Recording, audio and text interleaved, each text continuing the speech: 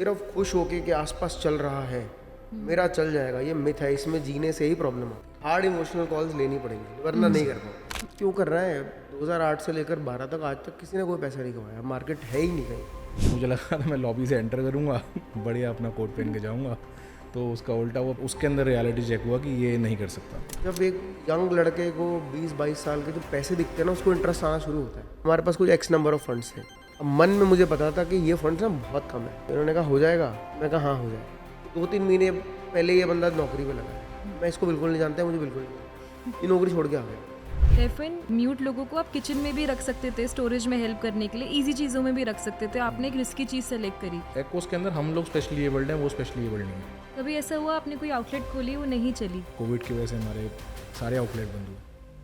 आपको या तो कुछ नया लाना चाहिए या तो जो हो रहा है उससे बेटर लाना चाहिए। सो मैं एक एक्सपीरियंस सेंट्रिक प्लेस हूँ विच सर्व्स गुड फूड, जो अच्छा पिज़्ज़ा भी बेचता है, अच्छे शेक्स भी बेचता है, अच्छा ये भी बेचता है। बट एकोस जैसा कैफ़े खोलना है, इसका आइडिया कैसे आया?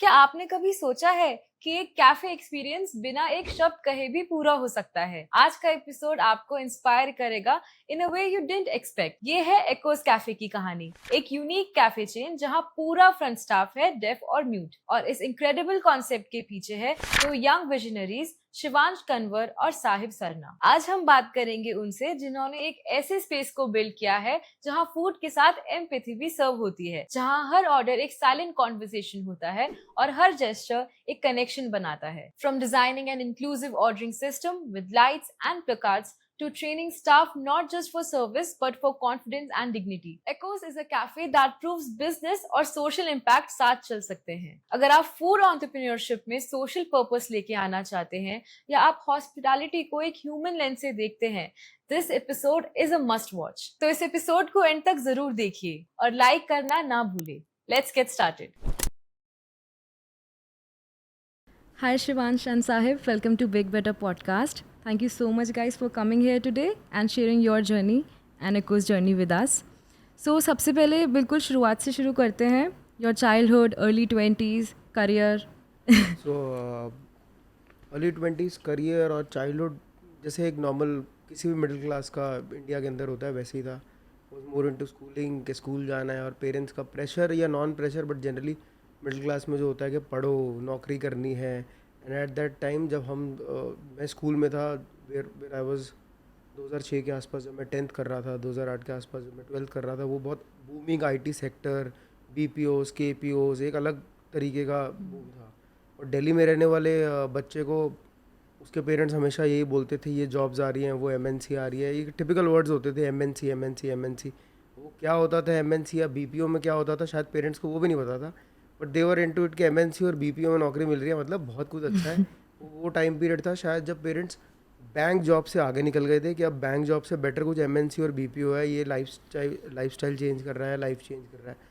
तो वही एक पेरेंट्स का माइंडसेट होता था कि पढ़ लो, अच्छा पढ़ो, फिर नौकरी कर लो। दो my parents were into business, तब भी वो नहीं चाहते थे कि मैं बिज़नेस में हूँ। दे सॉ कि यार business has lot of problems, तुम नौकरी करो, तुम कहाँ एसी में जाने वाली जीवन जियो, ज़्यादा बेटर है rather than going to a लाला बिजनेस जहाँ पे आप गर्मी में बैठ रहे हो और बहुत सारी टेंशन ले रहे हो। तो अलग अलग टाइम था वो, बहुत सारी चीज़ें अलग थी। शायद आज के पेरेंट्स बहुत ज़्यादा एंटरप्रेन्योरियल स्किल्स को बढ़ावा दे रहे हैं, या अगर आप फ्रीलांसिंग एक्टिविटीज़ कर रहे हो उसमें खुश होते हैं कि बच्चा हमारा ये चीज़ सीख रहा है।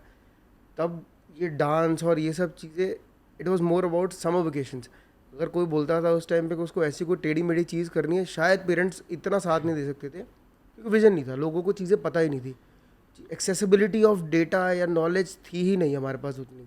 तो पढ़ाई किताब तक गेम चल रही थी, बट सारी चीज़ों में बैकग्राउंड वही था कि मैं हर चीज़ में अपनी नॉलेज या अपनी चीज़ को लगाने की कोशिश कर रहा था, विच ऑलवेज ड्रोव मी कि यार मुझे ना शायद अपनी चीज़ों में ज़्यादा इंटरेस्ट है या अपनी अप्रोच में ज़्यादा इंटरेस्ट है।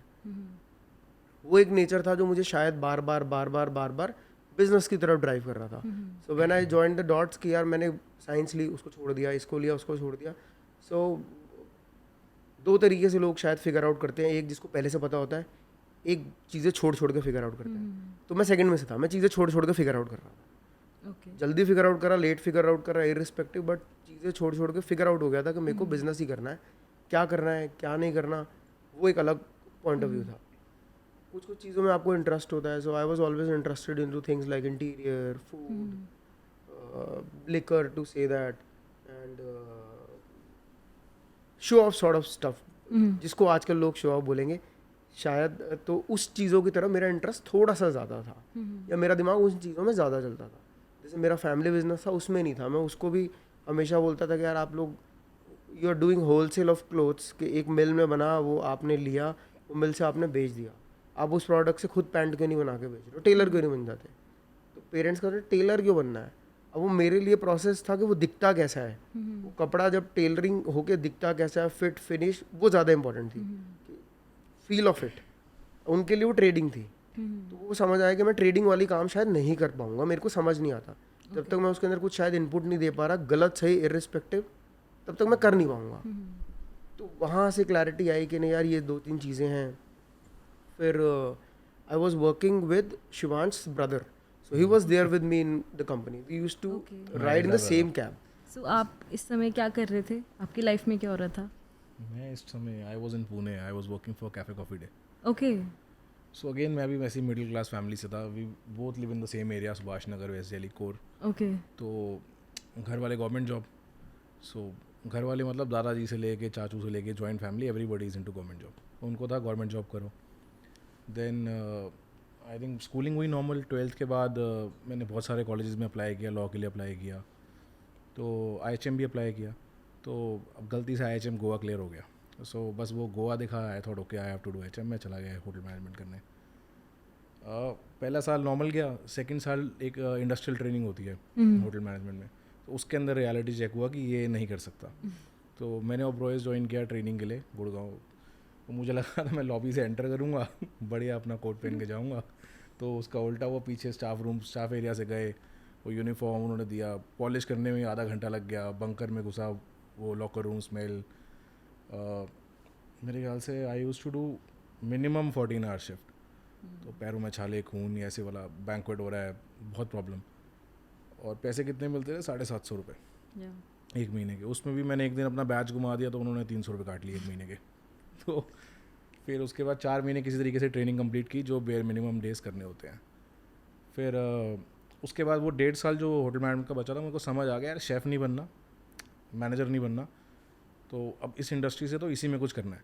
तो तब थोड़ी सी क्लैरिटी थी कि रेस्टोरेंट या कोई इस सॉर्ट का बिजनेस करना है, या फिर इंडिया से बाहर मूव आउट करना है और वहाँ पे हॉस्पिटैलिटी परस्यू करनी है, बिकॉज वहाँ पे थोड़ा सा वर्किंग आवर्स और कल्चर थोड़ा सा बेटर है. तो उस टाइम पे जब इंटरव्यूज़ 1 साल गया, फिर इंटरव्यू स्टार्ट हुए, तो कुवैत के कुछ कंपनीज थे, उसमें क्लियर नहीं हुआ मेरा.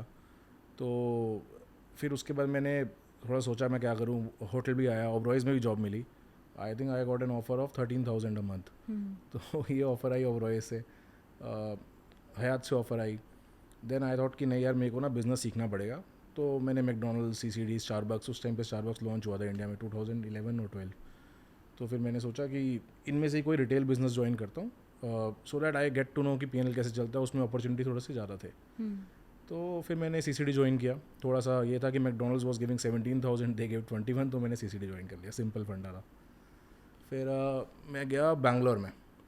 तो मैंने बैंगलोर में CCD में काम किया 6-8 महीने. देन दे प्रमोटेड किया आप एरिया मैनेजर के पोस्ट को पुणे में हैंडल करो. पुणे में they were launching their stores at that time. उस टाइम पे पुणे में 2 स्टोर्स थे, इनके 3 स्टोर्स थे, and they were planning to launch around 50 और 55 stores in the western area. तो पुणे में, लोनावला में, इन सब जगहों पे वो स्टोर्स लॉन्च करने का प्लान कर रहे थे उस टाइम पे. तो उसके अंदर मुझे काफ़ी एक्सपोजर मिला फिर कि एक स्टोर का सेटअप कैसे होता है, PNL कैसे चलती है, रेंटल कैसे, लैंडलॉर्ड के साथ डील कैसे होता है. तो वो थोड़ा सा वहाँ से आइडिया आना शुरू हुआ. And at that time also I was not interested in coffee, to be very honest. मुझे बरिस्ता ट्रेनिंग मैंने 2 बार फेल किया, तो उस सब का नॉलेज नहीं था. बट ऊपर से कैसे चलता है बिजनेस, दैट वॉज समथिंग कि जिसमें इंटरेस्ट था, कि 10 स्टोरों की स्टाफिंग कैसे होंगी, रोस्टर्स कैसे बनेंगे, SOPs कैसे चलेंगी, इन सब चीज़ों में ज़्यादा इंटरेस्ट था. फिर साहिब और मेरे ब्रदर एक साथ जॉब कर रहे थे. तो मेरे ब्रदर को पता था मुझे रेस्टोरेंट में इंटरेस्ट है, मुझे ऐसा ही कुछ करना है. And I was planning to open up एक सैंडविच जॉइंट पुणे के अंदर ही with one of my friend. तो उसके लिए मैंने अपने ब्रदर से पैसे मांगे थे, because they were doing handsome job, मेरे को कुछ मिलता नहीं था. तो ऐसा था. तो मैंने अपने ब्रदर से पैसे मांगे थे. सो ई सेट कि वो एक मतलब दे तो रहा था, बट ई सेट कि तू एक बार आ जा, मिल ले. और वो भी ऐसे फॉर्मली नहीं था, हम लोग एक कॉमन फ्रेंड की पार्टी में थे. अच्छा. तो वहाँ पे इंट्रोड्यूस हुए. तो अब ठीक है, उस टाइम पे फिर बैठे, थोड़ा सा मैंने शायद चिकन बनाया था उस दिन, ऐसा ही कुछ था. तो तब तक फॉर्मली हमने कभी बात नहीं करी थी. अच्छा, वो पहली बार था वो आपका? पहली बार था, हम मिले थे. सो ये अपने फ्रेंड के साथ था और ये चिकन बना रहा था, तो मुझे ये बता दे HM का है। तो मेरे दिमाग में कुछ इनको लगा बहुत अच्छा बनाएगा। जो 2-4 बिजनेसेस थे उनमें से एक कैफ़े था। ओके। मैंने वैसे ही इंक्वायरी स्टार्ट कर दी क्योंकि मुझे किचन का बिल्कुल नहीं पता था, हम्म। कोई ज़ीरो आइडिया था। ये पता था कि अगर करेंगे तो कर सकते हैं, सीख तो लेंगे, कुछ ना कुछ तो कर ही लेंगे, यहाँ तक पहुँचे हैं कुछ ना कुछ गिरते पड़ते तो ये भी कर लेंगे। बट बात करने लगा मैं, इससे चीज़ें पूछने लगा, तो चिकन ठीक ठाक बनाया था, ऐसे इतना बुरा भी नहीं था, इतना अच्छा भी नहीं था, तो ठीक है मेहनत करी थी। तो फिर एंड में इसने बोला कि बिजनेस करना है क्या, सही में इंटरेस्ट है क्या, इतने क्वेश्चन पूछ लिए। मैं कहा चल देखेंगे, अब मुझे भी नहीं पता है क्या नहीं, क्योंकि आप पहली बार मिले हो, आपको क्या पता होता है, कुछ भी नहीं पता होता, आप रैंडम नहीं मिल रहे हो, ट्रस्ट नहीं होता, just there for drinks and having a good time with your friends. तो उसके बाद ये शायद दोबारा चला गया 4 पुणे, महीने 4.5 महीने आए और मैं इसके ब्रदर से रोज़ बात करता रहता था। अब उसको देख के ये समझ आया कि मेरा इंटरेस्ट तो है, तो उसने मुझे बोला करना है क्या बिजनेस। मगर करना तो है भाई, अब और कोई तरीका तो है नहीं, मैं HM करने नहीं जा सकता।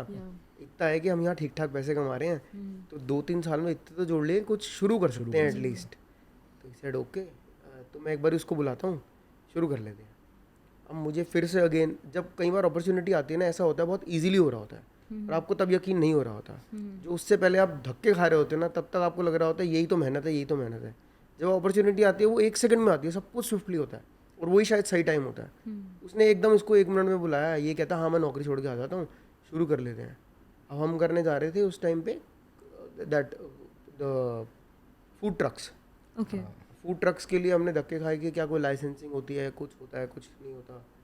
तब तक ये समझ आया कि फूड ट्रक्स की कोई लाइसेंसिंग दिल्ली में है नहीं। ओके। जो भी चल रहे हैं ये इलीगल है। जैसे भी चल रहे हैं अपने हिसाब से चल रहे हैं। There is no proper licensing और अ प्रोसेस जिसके थ्रू आप फूड ट्रक लगा सकते हो। बट फूड ट्रक भी हमारा आइडिया अच्छा था, ऐसा नहीं है, हम बड़ा हमने नाम भी सोच लिया, सब कुछ कर लिया। तो आप तीनों इस चीज़ में साथ कर रहे थे या सिर्फ आप दोनों ही? नहीं, हम दोनों थे, बट गौरव इंट्रोड्यूस्ड उस टाइम पे, और गौरव वो लिंक था जो दोनों को ट्रस्ट डेवलप कर। मेरे पैसे भी गौरव के ही थे ऐसे। उस टाइम पे ये था कि गौरव वाज लाइक, हाँ, मतलब इन्वेस्टर नहीं कहते ब्रदर को, ले लिए वापस कभी दिए नहीं, ऐसे था। गौरव कहता है कि यार कर लेते हैं। अब गौरव का interest was more about, he was into his job, तो जॉब ओरिएंटेड था, IT सेक्टर वाला बंदा था, तो वो बिजनेस वाला नहीं था। हाँ। तो उसने कहा मैं, तुम लोग कर रहे हो ठीक है, मैं साथ हूँ, जितना जो कर पाऊंगा वैसे कर लेंगे हम लोग, जो दे जाओगे दे देना। हाँ। तो हम थोड़ा बहुत ढूंढने गए कि क्या लाइसेंस है क्या नहीं है, कुछ नहीं मिला। हमारे पास कुछ X नंबर ऑफ फंड्स थे, ये फंड्स हैं। अब मन में मुझे पता था कि ये फंड्स ना बहुत कम है, 20 लाख रुपए कुछ 17 या 20 लाख रुपए के आसपास। These guys asked कि इसमें कैफे खुल जाएगा। एंड ये कौन सा साल था? 2015 का मिड था। ओके। 2015 ऑलराइट। तो इन्होंने कहा हो जाएगा। अब मन में, क्योंकि मेरी फैमिली बैकग्राउंड थोड़ा बिजनेस और कंस्ट्रक्शन वाला था, कुछ एक्सटेंडेड फैमिलीज़ में, तो इतना मुझे आइडिया था नहीं हो पाएगा। और उससे पहले मैं बहुत बारी एक आध मार्केट में जाके ना सर्वे करके आ चुका था कि रेंट कितना होता है, सिक्योरिटी कितनी देनी होती है, कैसे फर्नीचर कितना चलता है, ये कितना होता है। तो मुझे ये समझ आ रहा था कि बिज़नेस पैसा इतना लेगा अगर आपको ये खोलना है। और फिर वो ये अगर आपको करना होता है तो आप कुछ भी उस टाइम पे अपने मन को मना लेते हो और हाँ ना कर देते हो। मैं कहा हाँ हो जाएगा, जब घुसेंगे तो कुछ तो कर ही लेंगे। फिर वहाँ से हमने स्टार्ट करा। और मुझे अभी भी ये कभी यकीन नहीं होता कि 2-3 महीने पहले ये बंदा नौकरी पे लगा है, मैं इसको बिल्कुल नहीं जानता है, मुझे बिल्कुल नहीं जानता, ये नौकरी छोड़ के आ गया। मैं फिर 70-80 हज़ार रुपये कमा रहा हूँ उस टाइम पे। और इसका और मेरा और इसका मेरा पैक्ट था कि मैं नौकरी करूँगा, नौकरी के साथ साथ मैं रात को मार्केटिंग, अकाउंट्स और ड्रिंक एक्सेट्रा जितना बैकग्राउंड का काम है ना वो मैं कर लूँगा। सैटरडे संडे में आ जाया करूँगा, मेरी शिफ्ट के अकॉर्डिंग 7-8 बजे मैं ऑफिस से सीधा वहाँ आ जाया करूँगा, रात को इकट्ठे चले जाया करेंगे। और आपने उस टाइम अपना जॉब छोड़ दिया था? नहीं, 1 साल नहीं छोड़ा। 1 साल नहीं। ओके। साथ में किया। कैफे बनाना सबसे बड़ा चैलेंज था वो हमारे लिए। हाँ, आई वाज जस्ट 22 इयर्स, ये 24 साल का होगा शायद तब। 2 साल का ऐसा था, घर पे बताया भी नहीं था हमने कि हम ऐसा कुछ कर, मतलब मैंने तो नहीं बताया था कि मैं ऐसा कुछ कर रहा हूँ। तो हम लोग जब शुरू किया हमें सब समझ आया, आधा पैसा तो सिक्योरिटी और इससे में चला गया हमारा। तो उसके बाद हम लोग फर्नीचर कैसे आएगा, हम लोग कीर्ति नगर गए, हमने यूज़ फर्नीचर के भी सेकंड हैंड खुद जाके पीसेस सिलेक्ट किए कि यार इससे चेयर निकलेगी, इंची टेप से नापा, और हमें कुछ भी नहीं पता था ये सब। रात को सिलाई मशीन लेके सीट सिली हमने खुद, सो रुई खरीदी अंदर डाली, तो मतलब ये सब काम किया हमने। सारी ऐसी चीज़ें करी जो शायद आप नहीं सोचते कि करनी पड़ेंगी हमने। ओके। सो आप लोगों को पता था कि कैफ़े खोलना है, काम भी शुरू कर दिया, बट एकोस जैसा कैफ़े खोलना है, इसका आइडिया कैसे आया? इसका आइडिया ऐसे डे वन नहीं आया. सो डे वन ये था, पहले तो 3 महीने ये था कि पहले बनाना है, बस किसी तरीके से अच्छा बनाना है. तो उसके अंदर एक ये थॉट था कि यार जो भी बनाएंगे ना, it has to be motivational but boring नहीं होना चाहिए, और ऐसा ही लगना चाहिए यार कि कोई एक बारी के बाद दूसरी बारी ना आए, होमली होना चाहिए. Okay. सो आपका घर और मेरा घर अलग हो सकता है, बट एक घर होना चाहिए. और it should be a place जहाँ पे मतलब तीनों जनरेशन एक साथ आ सकें. ये कुछ क्लैरिटी दी हमें कि हमें शेडी, जो हमने पहला कैफ़े खोला सत्या निकेतन साउथ कैंपस में, सो वहाँ पे उस टाइम कल्चर था, मोस्ट ऑफ द प्लेसेस वर हुक्का बार्स, ये सब सिस्टम था. और कुछ चल रहे थे छोटे और ब्रांड से BYD एंड ऑल, बट उनका भी ये था, they were very much student centric थे. सो सब जनरेशन के लिए नहीं थे. तो हमारे को एक क्लैरिटी दी यार हमें सबके लिए बनाना है. ये हो सकता है कि different generation come in at different time, but सारे आने चाहिए उस कैफ़े में. कोई रात को भी आए, सुबह भी आए, और अगर कोई बच्चा आ रहा है तो अपने मम्मी पापा को भी लेके आए. तो आपके ब्रांड की लाइफ बनेगी. और हमारे को पहले दिन से बहुत क्लैरिटी थी, हमने एक्सपेंशन करना है. हम बड़े क्लियर थे पहले दिन कि एक कैफ़े से हमारा काम नहीं हुआ. तो हमने फिर उसके बाद बहुत सारे थीम्स, बहुत सारे आइडिया सोचे. तो जैसे कोई नॉर्मल सोचता है यार मैं पोस्टर्स लगा दूंगा, ये सब भी सोचा, बट वो लगा यार ये ना नहीं बनेगा. आपके लिए साइंस हो सकता है, मेरे लिए नहीं है वो. आपके लिए कोई नॉवल या कोई ऑथर हो सकता है मोटिवेशनल, मेरे लिए नहीं है वो. देन वी थॉट कि हमें कुछ ऐसा चाहिए जो फंक्शनल भी हो और जो वाइब के अंदर भी जाए, येट जो आपको एक वाव इफेक्ट दे. तो आई थिंक हम लोगों ने ये सोचा यार 1000 पे आ रहे हैं तो वो फूड के नहीं आ रहे हैं. तो वो फूड भी पार्ट है उसका, ऑम्बियंस भी पार्ट है, एक्सपीरियंस, एक टोटल एक्सपीरियंस के 1000 रुपये आ रहे हैं वो. तो फिर बहुत सारे कॉन्सेप्ट सोच रहे थे हम. तो एक फिर ये आइडिया क्लिक किया कि यार कुछ डिफरेंटली एबल्ड लोगों को यूज़ करके we can start something off. वो किस लेवल तक कर सकते हैं यूज़, या एंटायरली डिफरेंटली एबल्ड हो जाएगा, वो आई थिंक पूरा कैफ़े बनने के भी 2 महीने तक या 1 महीने तक जब हम लोग R&D और ट्रेनिंग कर रहे थे, तब हमें कॉन्फिडेंस आया ओके कि हम लोग एंटायरली कर सकते हैं. एक प्रोसेस बना के या एक आई थिंक एक इकोसिस्टम बना के हम लोग इसको कर सकते हैं. तो आई थिंक ऐसे ही आइडिया बाहर आया पूरा. सो एकोस के साथ आप एक ऐसे मॉडल में घुस रहे थे जो नॉर्मल नहीं था, बहुत अलग था, right? You have to work with deaf and mute staff. So आपको स्टार्टिंग में क्या चैलेंजेस आए? स्टार्टिंग में चैलेंजेस पहले तो just not about this, business के लिए भी उस टाइम पे चैलेंजेस थे बहुत सारे.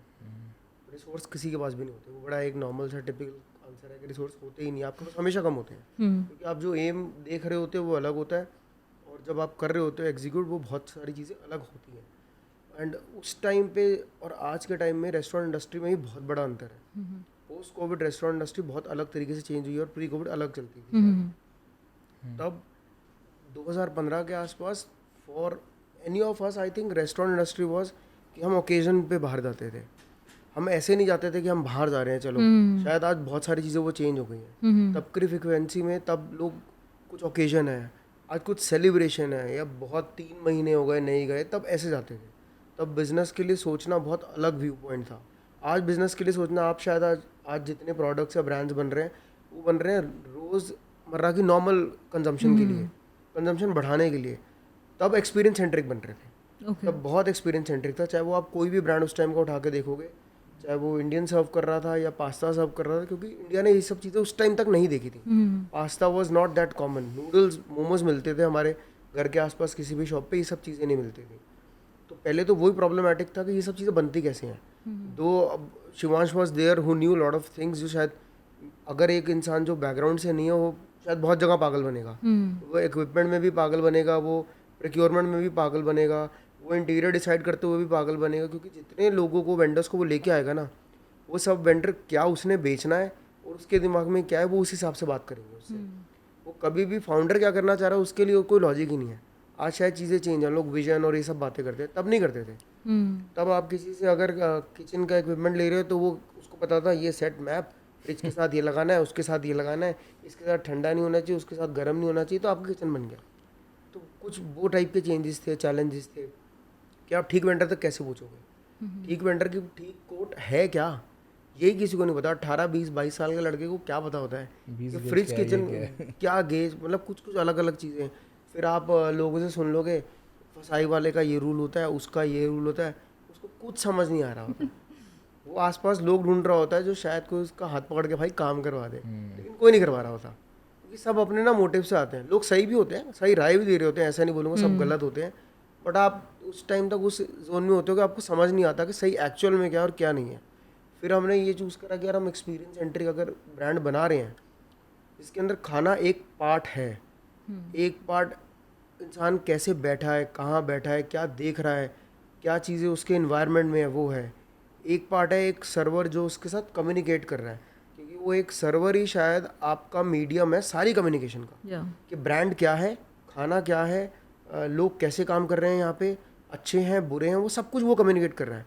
शायद इन केस अगर आपका खाना ख़राब भी है ना, लेट्स से सपोज किसी शेफ से गलती हो गई, नमक ज़्यादा डल गया, तो वो सर्वर है जो ठीक भी कर सकता है सब कुछ उसमें और गलत भी कर सकता है अपने एक रिप्लाई से, बहुत बड़ा डिफरेंस क्रिएट कर सकता है वो। तो हमने एक चैलेंजिंग पार्ट ये लिया कि वो सर्वर को ही ऐसे इंसान से रिप्लेस करा जो शायद उस इंडस्ट्री में उतना कॉमन नहीं था उस टाइम तक, Yeah. कि बहुत ही कम कॉमन था, बिल्कुल बहुत ही कम कई लोगों ने देखा होगा, और देखा होगा तो उस पार्ट पे देखा होगा जहाँ पे शायद कम्युनिकेशन रोल नहीं है, लाइक बिलिंग में भी लाइक बिलिंग, और maybe he is there at the back end doing, dish का क्लीन कर रहा है या स्टैकिंग कर रहा है या उस टाइप का काम कर रहा है जो बहुत ज़्यादा ABC ओरिएंटेड है। Back area work. तो हमने ABC ओरिएंटेशन तो समझ ली थी कि भाई अगर काम करना है ये तो ओरिएंटेशन ABC होनी चाहिए, अगर नहीं होगी ये और हर बार सब्जेक्टिवली चीज़ें चेंज होगी तो it will be very difficult. Subjectively एक टाइम के बाद चेंज हो सकती है, क्योंकि आप ह्यूमन बिहेवियर लर्न कर सकते हो, आप एक हद तक ह्यूमन बिहेवियर लर्न कर लोगे कि आप उसको 1-1.5 घंटे का जब वो यहाँ पे है उसका सिमिलर ह्यूमन बिहेवियर होगा, सब टेबल्स का मोर और लेस 80-90% सबका सेम बिहेवियर होगा। पर शुरू में अगर वो ABC ओरिएंटेड नहीं है तो ये नहीं चलेगा, उतना हमें समझ आया था। तो उस समझ आने के बाद हमने कुछ कुछ चीज़ें डेवलप करी कि let's say suppose if I want to call a server, how would you do. Generally हर जगह हाय हेलो एक्सक्यूज़ मी, इधर कोई हाथ हिलाता है, कोई चुटकी बजाता है, तो ये हम नहीं कर सकते थे और हम चाहते भी नहीं थे कि ये जेनरिक चीज़ें चलती रहे, क्योंकि अगर यही चलेंगे तो फिर वो ये आप एक तरफ Experience टेबल्स कुछ की तरफ नहीं देते है। रहो, फिर एक्सपीरियंस सेंटर कुछ भी नहीं है, हम वहीं खड़े हैं जो और लोग कर रहे हैं और एक गिमिक लेके आ रहे हैं। तो हम गिमिक नहीं लेके आना चाहते थे, हम फंक्शनल चीज़ लेके आना चाहते थे। तो वी डिराइव फ्रॉम कॉन्सेप्ट की जैसे एयर होस्टेस को बुलाने के लिए एक बटन दबाया जाता है, अब उस लाइट से या इवन इन बिग होटल्स आपको एक लाइट से पता चल जाता है इस रूम से बुलाया जा रहा है, इस टेबल से बुलाया जा रहा है या इस चेयर से मेरे को बुलाया गया है। तो बुलाने का सिस्टम सॉर्ट हो गया था कि हमारे सर्वर को एक जगह देखना है, उसको सब जगह नहीं देखना, या उसको एक जगह देखना है, वो उसका कॉल पॉइंट है। अगर यहाँ से एक बल्ब जलेगा, किस जगह का जला है, उसको वहाँ जाना है। तो बुलाने का सिस्टम है वो सॉर्टेड, हमने एक चीज़ क्रैक कर ली कि ये ईजी है और बहुत फंक्शनल है, सबको ईजी लग रहा है। और डाउन द लाइन जब हमने उसको टेस्ट करा, हमें ऐसे लगा शायद आज मैं अगर नॉर्मल रेस्टोरेंट में जाता हूँ ना, ज़्यादा कई बार मुझे ऐसा लगता है कि यार एक बटन होना चाहिए, इजी रहता बहुत ईजी रहता है। क्योंकि मतलब मेरे ढूंढते को रहते हैं हम लोग ढूंढना होटल है, को, या आँख से आँख मिलानी है। फिर कई बार सर्वर सैटरडे संडे को, क्योंकि मैं रेस्टोरेंट चलाता हूँ, मुझे पता है सर्वर भी ना एक टाइम के बाद इंटरेस्टेड ही नहीं नहीं होता, होता बुलाने के लिए। वो देख के भी ना कहता है मैंने नहीं देखा अभी 2 मिनट मेरे को। उसने बल्ब जलता है, मैनेजर देख रहा है, सब देख रहे सही हैं, उस बात पर है। प्रेशर होता है, मेरे को 2 मिनट में पहुंचना है। तो जैसे डेफ एंड म्यूट लोगों को आप किचन में भी रख सकते थे, स्टोरेज में हेल्प करने के लिए, इजी चीज़ों में भी रख सकते थे, आपने एक रिस्की चीज़ सेलेक्ट करी। नहीं, मेरे ख्याल से किचन रिस्की है ज़्यादा। अच्छा ओके, हमने ट्राई किया, ऐसा नहीं है। वो रिस्क ओरिएंटेशन है कि कस्टमर की आप एक्सपीरियंस सेंट्रिक चीज़ पे लेके आ रहे हो इसमें पहले। ये भी है मेरे ख्याल से, मतलब आई थिंक कि वो ना आपसे मेरे से इससे रोज़ बात कर रहे हैं, वो फ्रंट एंड पे आके अगर हमने बार में ट्राई किया, अगर मैं आज एक कैफ़े के अंदर 5 या 6 का स्टाफ हायर करता हूँ, अगर मैं किसी को एक को भी बार के अंदर एलोकेट कर दूँ ना ड्यूटी, तो वो खुश नहीं होगा बार में काम करके। Everybody wants to come at the front end. Okay तो ये उनके साथ है कि मेरे को आगे क्यों नहीं जाने दे रही, या मैनेजर क्यों गया टेबल पे, पहले मैं जाऊँगा। ओके, तो ये उनमें है उसका, मोर रिस्कियर एज पर योर उसका डिसाइड, reason क्योंकि ये उसको कम्युनिकेट करने में इंटरेस्ट आ रहा है और कि उसको मेरे को पता है मैं बात कर करनी लूँगा। है। उसके अंदर वो कॉन्फिडेंस है, बिकॉज वो पूरा दिन घूम रहा है आपसे और मेरे से बात कर रहा है, हम उनसे नहीं बात कर रहे। सो वो उल्टा है, मतलब मेरे को नहीं आता उससे बात करना, मेरे को साइन लैंग्वेज नहीं आती थी, इसको नहीं आती, उसको पता था कि मेरे को क्या इशारा करना है, ये अपनी भाषा में कैसे समझेगा। एक इंसान 20-25 साल से घूम रहा है यार, वो लाइफ जी रहा है, उसको वो भी रोज जाता है, घूमता है, खाता है, पीता है, ट्रिप पे भी जाता है, पेरेंट्स से भी देखता है, कम्युनिकेट सब कुछ करता है, करता है मूवीज वो भी भी। देखता है, एक जनरल ट्रैवल भी करता है, मेट्रो में भी जाता है, तो उसको पता है। वो ह्यूमन बिहेवियर इतना नोटिस कर चुका है जितना शायद हम नहीं नोटिस कर चुके। या तो उसको पता है बिना बात करे, बिना साइन लैंग्वेज के मुझे लाइफ कैसे निकालनी है। ओके, बहुत सारे जेनरिक साइंस हैं जो सारी दुनिया यूज़ कर रही है, वो उसको पता है इन साइंस का क्या मतलब है और वो उसके थ्रू कम्युनिकेट कर रहा है, बहुत इजीली कर रहा है। हम लोग अपने दिमाग के अंदर एक कुछ ब्लॉक लेके घूम रहे होते हैं, नहीं नहीं ऐसे नहीं वैसे ऐसे करना है। हम सिंपैथी पे ज़्यादा जाते हैं, एम्पैथी पे नहीं जाते, या सिंपैथी पे जाते हैं या पेशेंस लूज कर देते हैं। तो there is no in between, और वो इन बिटवीन में है लैंग्वेज। साइन लैंग्वेज नहीं है जो एक एम्पैथेटिक लैंग्वेज है, या एम्पैथेटिक भी नहीं बोलूँगा, 2 सेकंड एक्स्ट्रा और सब कुछ ईजी है, बस सिर्फ वो 2 सेकंड का फ़र्क है और इससे ज़्यादा का अंतर नहीं है। अब 2 सेकंड में कुछ बदलता नहीं है बट हम देना नहीं चाह रहे होते, इतना सा डिफरेंस है। आई थिंक एकोस की भी जो साइन लैंग्वेज है वो बहुत नॉर्मल अलग साइन लैंग्वेज आप भी एक दिन में समझ जाओगे. Okay. So we don't use that specific Indian sign language क्योंकि हमारे मैक्सिमम स्टाफ को नहीं आती. जो किचन में काम कर रहे हैं, जो बार में काम कर रहे हैं, जो मैनेजर है who is there to speak अगर कुछ बहुत बड़ा इशू हो जाए, या नीचे जो होस्टेस है. बट जैसे जूते की दुकान में होता है ना कोड होता है, वो बस कोड बोलता है और वही साइज़ और वो सब नीचे आया था ऊपर से. सो ऐसी एकोस के अंदर एक लैंग्वेज है. There are signs for burger का साइन है, पास्ता का साइन है. उसको रेड पास्ता बोलना है वो भी बोल देगा, उसको कोक बोलना है वो भी बता देगा कोक क्या है, बिकॉज कस्टमर ने कोड लिखा.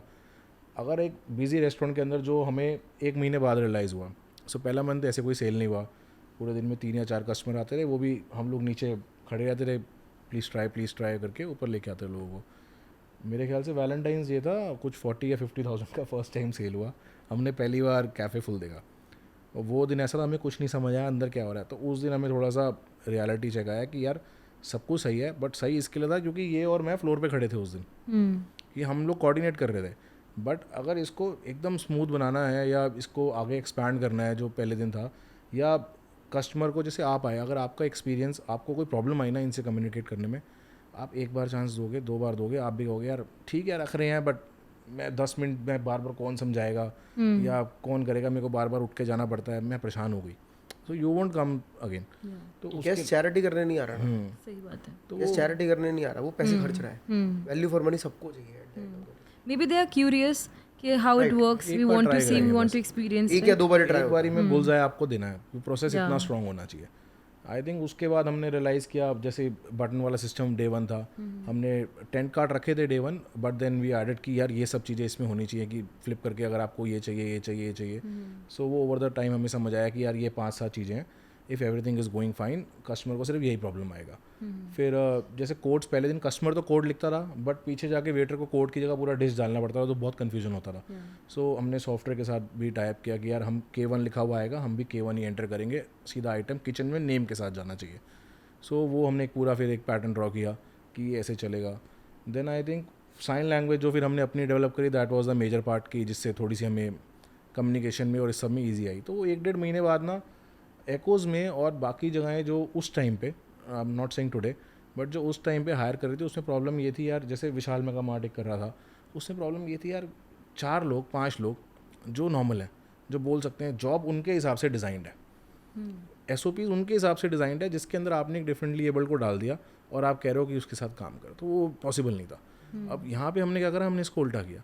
हमने SOPs, इकोसिस्टम, पूरा एनवायरनमेंट इनके हिसाब से डिज़ाइन किया कि इन लोगों ने यहाँ सर्व करना है people who can speak and who can listen, उन लोगों को, और जो इनके साथ कुलीग्स हैं वो भी बोल सुन सकते हैं, उन सबको इनका सिस्टम अडाप्ट करना पड़ेगा. हर इंसान की इंटरेक्शन इससे है, तो वो हर center इंसान point को इससे कैसे इंटरेक्ट करना है वो प्रोसेस होना चाहिए, ना कि इसको सबसे कैसे इंटरेक्ट. Yeah. तो एकोस के अंदर हम लोग स्पेशली एबल्ड हैं, वो स्पेशली एबल्ड नहीं है. तो ये रिवर्स वाली चीज़ है. Okay. तो ऐसे डिज़ाइन हुआ फिर पूरा एकोस का SOP, सारी चीज़ ऐसे डिज़ाइन करी गई. सो जब आपने फाइनलाइज किया कि हाँ हमें स्पेशली एबल लोगों के साथ काम करना है, आपने हायर कैसे किया और आप उन कैंडिडेट्स में क्या क्वालिटीज़ देख रहे थे? पहले दिन तो क्वालिटीज़ तो नहीं देख रहे थे, पहले दिन तो ये देख रहे थे कि बस मिल जाए. तो डे 1 तो ये था, बट आई थिंक हम लोगों ने बहुत सिंपल था, ऐसा कुछ इतना मुश्किल नहीं हुआ. हम लोगों ने बहुत सारे NGOs के साथ कॉन्टैक्ट किया, जो जैसे नोएडा में एक स्कूल है, नोएडा डेफ सोसाइटी, जो स्कूल्स चलाते हैं to train deaf on different computer trainings देते हैं और बाकी सब चीज़ों की ट्रेनिंग देते हैं. तो वहाँ से हम लोगों को 2 स्टाफ कहीं से मिला, 2 स्टाफ किसी NGO से मिला. तो ऐसे करके डे 1 हमने सारा स्टाफ करा, but all of them were freshers. कोई ऐसे फॉर्मली कहीं काम नहीं कर रहा था. ओके. और जॉब्स करे होंगे, किसी ने कुछ करे होंगे, तो उनको आई थिंक उसके बाद ट्रेन करना was a very big challenge, because grooming, ये सब चीज़ें एक्सप्लेन करते रहना. और जब हमें साइन लैंग्वेज नहीं आती तो वो तो ऐसा था कि मतलब कैफ़े के अंदर मैं खड़ा हुआ हूँ, मैं पूरा एक्टिंग कर रहा हूँ, वो समझ रहे हैं. This was the most fun part and most yet most tough part, क्योंकि इसके अंदर आपको अब उसको बिजनेस समझाना है. या कैसे जब तक अगर वो बिजनेस नहीं समझेगा तब तक वो नहीं समझ पाएगा कुछ भी, कि क्या क्या होगा, किस स्टेप्स में होगा और क्यों हो रहा है ये सब. कि एक इंसान को बीच में पानी की भी जरूरत पड़ सकती है, टिश्यू भी उठाना है, देना भी है, पानी गिरेगा भी टेबल पे. बिजनेस समझना पड़ेगा. या तो ये एक बात कि उसको बिजनेस समझना है, एक बात कि हमें उनको पूरी लैंग्वेज नहीं आती है पूरी समझाने के लिए, क्योंकि अभी आप सिर्फ पॉइंट्स में बात नहीं कर रहे हो, ना you are having a detailed discussion on how this will work, कि मैं डायरेक्टर हो सकता हूँ लेकिन एक्टर तुम ही हो भाई, मैं कुछ नहीं कर सकता उस टाइम पे आगे, और अगर मैं आया बीच में then this whole show is flop. Zero. तो आप आप कुछ नहीं लोगों कर ने रहे। साइन लैंग्वेज सीखी या किसी को हायर किया? नहीं, इसके अंदर ना इनिशियली तो हमने किसी को नहीं हायर किया, आज भी नहीं किया हुआ। तो इनिशियली हुआ ऐसे कि हम लोगों ने इसका, हमें ना 2 दिन बाद या 3 दिन बाद समझ आया कि इसके अंदर कोई शॉर्टकट है ही नहीं। जो भी 1000 भी चीज़ें हो ना जो गलत हो सकती हैं रेस्टोरेंट में, वो आज तू कर। बड़ा सिंपल आइडिया था। तो सुबह से लेकर रात तक सिर्फ फ्रेंड्स आते थे। कोई भी एंड में 2 दिन बाद वो भी आना बंद हो गए, तो थोड़ी देर ये टेबल पे बैठता रहा, थोड़ी देर मैं बैठता रहा, थोड़ी देर ये करके दिखाता रहा, थोड़ी देर मैं करके दिखाता रहा। आपको पिया हुआ भी एक्ट करना है, तो आपको वो पानी भी 500 गिराना है, 700 एक scenarios। बच्चा क्या कर सकता है, सॉस भी गिरानी है पिज्जा के ऊपर, सब आपने कुछ। कुछ भी, मतलब you have to do all the Each and random stuff everything। That you can think of, या एक आपने रेस्टोरेंट होटल में देखी हो कि वियर्डली लोग क्या क्या मांग हो सकते सकता हैं जनरल से भी हटके, तो सब करना पड़ेगा आपको एक बार। तो वो हमने एनैक्ट किया सारी चीज़ें। ओके। और फिर उसको कैसे ट्रीट करना है या कैसे उस पर बिहेव करना है, ये भी एनैक्ट किया। तो ये मेरे ख्याल से सबसे हार्ड पार्ट था, विच टुक अस 3-4 डेज़ ये सब करने में। और उसके बाद आई थिंक फिर साइन लैंग्वेज, आज भी मेरे को इंडियन साइन लैंग्वेज एक्चुअल पूरी नहीं आती होगी, बट हमें एकोस की साइन लैंग्वेज आती है। तो और हमारे सारे स्टाफ को एकोस की ही साइन लैंग्वेज आती है। सो दैट इज़ कि अगर कोई भी नॉर्मल, इनसे ज़्यादा ट्रेनिंग को आज की डेट में कोई नॉर्मल आता है, हमें उनको ट्रेन करना पड़ता है। So they have to go through कि सबसे पहले साइन लैंग्वेज सीखो, टेबल नंबर्स कैसे बोलेंगे हम, स्पून फोक ये सब कैसे बोलेंगे हम, तो उसको भी हमने पूरा एक्सरसाइज किया। आई थिंक कुछ मेरे, I think minimum I think तो देयर शुड बी 350-400 वर्ड्स जो डे 1 आपको आने चाहिए एकोस में काम करने के लिए। ओके। सो वो सब चीज़ों को डॉक्यूमेंट किया। तो आई थिंक इसी तरीके से सब कुछ नॉर्मल हुआ। मैनेजर से ज़्यादा इन लोगों को आपके फेशियल एक्सप्रेशन से डिश भी अच्छी लगी है या नहीं लगी समझ आ जाता है, ये भी समझ आ जाएगा। आपको वो बोलना ही आके नहीं मैनेजर पड़ता। को बोल देगा यार कुछ इशू है, उसकी शक्ल पे है कुछ, तू जा और बात कर कि क्या एग्जैक्ट इशू है, उसको रेक्टिफाई कर। They will be more worried and bothered, और वो आपको इरिटेट कर देंगे कि भाई तू जा पहले उसको ठीक कर, विच I like.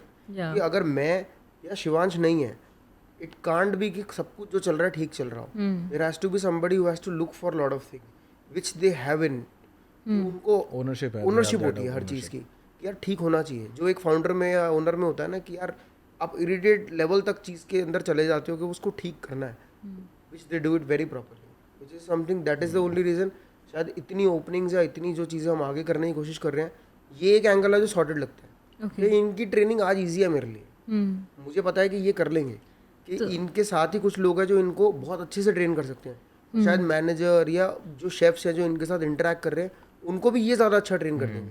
Not exactly about their job but the whole interaction process with the customers and with आपस में, वो ये ज़्यादा अच्छा ट्रेन कर सकते हैं। तो मैं किचन पे फोकस करूँ, मैं इंटीरियर पे फोकस करूँ, मैं और सब चीज़ों पे ज़्यादा फोकस करूँगा तो बिजनेस और ज़्यादा अच्छा बिल्कुल। सो गुड क्रैक्ड है हमारा। अगर आज के टाइम पे एक फ्रेशर आपको ज्वाइन करता है फॉर दिस पोस्ट, तो कितना टाइम में वो ट्रेन हो जाएगा? Fresher who is differently abled to, क्या? आई थिंक इसका अब ये तो डिपेंड करता है कि खुद के अंदर कितना स्किल है या कितना जल्दी लर्निंग पा रहा है। 30 to 45 days is but good enough एक प्रोसेस है जिसके थ्रू उसको जाना पड़ता है। अब जो हमने डे 1 ज्वाइन किए थे, आई थिंक जो चारों के चारों आज भी हमारे साथ काम करते हैं 10 साल बाद भी। ओके। सो एक के हाथ पे एक उसका टैटू है। सो मतलब that is the ownership that they have. या सो उनको हमने identify, so every cafe has a buddy trainer, जो पता है हमें इस कैफ़े का ये बडी ट्रेनर है। ओके। कोई भी नई ज्वाइनिंग होती है वो उसको शैडो करता है फॉर अ मंथ, उसके बाद वो बडी उसको अप्रूव करता है, तो फिर हम लोग उसको प्रमोट करते हैं। ओके। सो बड़ा सिंपल सा एक लीनियर प्रोसेस बना हुआ है उसका, great. Which is very simple but he has to go through it. So communication हमेशा दो लोगों के बीच होता है, राइट? आपने अपने स्टाफ को तो ट्रेन किया कि कैसे लोगों से कम्युनिकेट किया, पर वहाँ रोज़ मेरे जैसे और आपके जैसे लोग आ रहे हैं जिन्हें नहीं पता साइन लैंग्वेज के बारे में। आप कस्टमर्स को कैसे ब्रीफ करते हो इस एक्सपीरियंस को यूटिलाइज करने के लिए? शुरू में तो जब व्हेन वी स्टार्टेड तो वो टाइम पे हमने मतलब बहुत सारे प्रिकॉशंस कह लूँ या बहुत सारे प्रोसेस को एक्स्ट्रा लेके करा था। जैसे जब हमने स्टार्ट करा तो हम पोडियम पे भी खड़े होते थे। मैं और शिवांश दोनों हम पोडियम पे खड़े हुए हैं। जो अगर हम पालिका या कहीं जाते हैं, हमें पता है कोई बुला रहा है क्या कर रहा है, हमने वो करा है, बहुत अच्छे से करा है, बहुत लंबे टाइम तक करा है। तो हम वहाँ से स्टार्ट करते थे। अगर कोई ऊपर जाना चाहता है मेन्यू देख के और उसको लग रहा है, तो वहाँ से एजुकेट करना स्टार्ट करते थे। उस टाइम पे जब स्टार्ट हुआ था, बहुत नए नेसेंट स्टेजेस में। फिर if somebody is going and sitting on table, तो उसके बाद एक सर्वर आके आपको एक कार्ड भी देता था। उस कार्ड पे ये लिखा होता था, hi welcome to Echoes, it's a different place, please be patient, will be here to serve you. तो उतनी छोटे छोटे पॉइंट्स थे कि आपको समझ आने लग जाएगा वहाँ की चीज़। फिर वो जब आपको आके कार्ड दिखाएगा एंड विल पॉइंट टूवर्ड्स एक एक बटन की तरफ, और बटन को प्रेस करेगा, आपको दिखाएगा बटन मैंने प्रेस करा, एक बल्ब ग्लो हुआ है, तो आप ये बल्ब ग्लो करोगे तो मेरे को बुला लोगे। उस बटन के ऊपर लिखा हुआ था please press the button, I will be here to help you. तो उस छोटी छोटी चीज़ों को हमने इनकलकेट करके रखा। देन वहाँ पे अगर आप आए हो, आपको ऑर्डर करना है, the first thing is menu and water. Water आपको अपने आप आते ही मिलेगा। जब मेन्यू आएगा, वो मेन्यू पे आके फिर आपको एजुकेट करेगा। तो हियर इज़ द मेन्यू, यहाँ पे हर डिश के आगे एक कोड है विच डिपिक्स कि ये डिश का क्या रिलेशन है इस कोड के साथ। तो अगर आप ये कोड बोलोगे तो ये डिश होगी। अब हम नहीं चाहते थे कि वो कोड वहाँ पे बताएं, क्योंकि सबको हम प्रोसेस इज़ कि आप वहाँ पे एक्सपीरियंस लेने आए हो, आप उससे ये मोटिवेट होने आए हो कि यार एक इंसान बोल नहीं सकता और वो सब वो कर रहा है जो एक नॉर्मली बोलने वाला इंसान कर रहा है, उसको रिप्लेस कर दिया है। तो आप मोटिवेट होने आए हो। आप साइन लैंग्वेज नहीं सीखना है 1 घंटे में, आप साइन लैंग्वेज स्कूल जाओगे। आप अपने एक्सपीरियंस को, अपने दिमाग को फ्रेश करने आए हो, पॉजिटिव करने आए हो, एक्स्ट्रा अच्छे एनवायरनमेंट के लिए आए हो। तो एक हमने नोट पैड बनाया विच हैड 3 सेक्शंस, जिस पे आप पहले पे नाम लिखोगे, फिर आपको अगर फ़ोन नंबर देना सो दैट डेटा, ताकि हम आपसे बात भी कर सके बाद में, एक्सपीरियंस सेंट्रिक बात। फिर अगर आपको ऑर्डर करना है तो उसमें 3 अलग अलग कॉलम्स हैं। एक कॉलम के अंदर लिखा होगा कि आपको कौन सा कोड लिखना है, which code is again related to the dish, कि अगर आप ये डिश चाहते हो तो ये कोड लिखो। फिर लिखा हुआ कि आपको क्या क्वांटिटी करनी, 1 करना है, 2 करना है, 3 करना है। फिर एनी कस्टमाइजेशन, कम मीठा, ज़्यादा मीठा, मिर्ची, नहीं मिर्ची, XYZ। तो इससे ज़्यादा आप शायद बात भी नहीं करते हो, क्या चाहिए, कितना चाहिए, कैसे चाहिए। तो ये सिंपल प्रोसेस, मुझे बुलाना कैसे है, डिश कैसे ऑर्डर करनी है, ये आपने सॉर्ट कर लिया। पहली इंटरैक्शन पानी दे दिया, डिश कैसे ऑर्डर करना है और मुझे कैसे बुलाना है, और एजुकेट वो करके जा चुका है। तो आपको यहाँ तक शायद एक नॉर्मल किसी भी कस्टमर को जो थोड़ा सा भी सेंसिबल होगा, मैं बोलूँगा बहुत थोड़ा सा, एंड 99% लोग सब सेंसिबल हैं। ऐसा कोई नहीं है जो हमारे दिमाग में लगता है प्रॉब्लम आएगी, नहीं आती, हमें नहीं आई एटलीस्ट। तो सबको ये प्रोसेस तो समझ आ गया है, ऐसे होना है। और जब आप इस प्रोसेस को समझ लेते हो, जब तक आपका फूड आ रहा होता है, तो एक इंसान जो पहली दफ़ा आया, उसका पहला एक मोस्ट इंपॉर्टेंट काम हो रहा होता है जो शायद वो खुद करता है। वो देख रहा होता है आसपास क्या लिखा है, कैसे चल रहा है, उस टेबल पे कैसे आ रहा है, उस टेबल पे कैसे नहीं आ रहा। तो 15 मिनट में अपने आप को इतना एजुकेट कर चुका होता है ना, कि उसको लगता है यार अब मैं प्रो हूँ। अब वो उस फेज में घुसता है कि मेरे को और बात करनी है।